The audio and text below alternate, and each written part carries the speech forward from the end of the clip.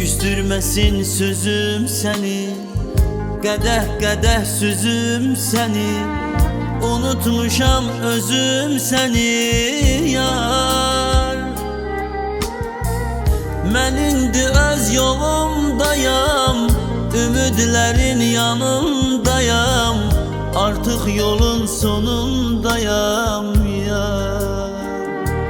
Bu şəhərdə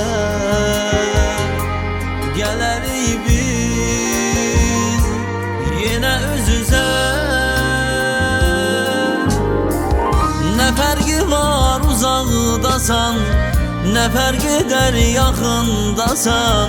Hər gün şirin yuxumdasan, yuxumdasan yar. Ruhumdasan yar. Elə bilmə uzaqdasan, ürək qədər yaxındasan. Hər gün şirin rüyamdasan, canımdasan yar. Yanımdasan yar.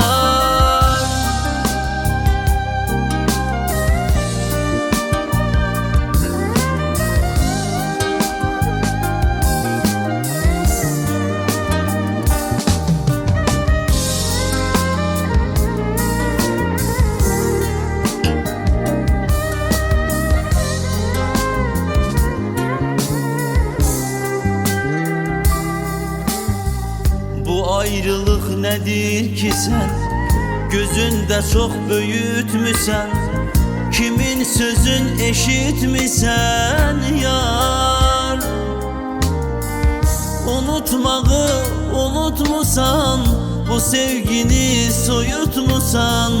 Nə var geri qayıtmısan yar? Bu şəhərdə gələrik biz yenə üz-üzə.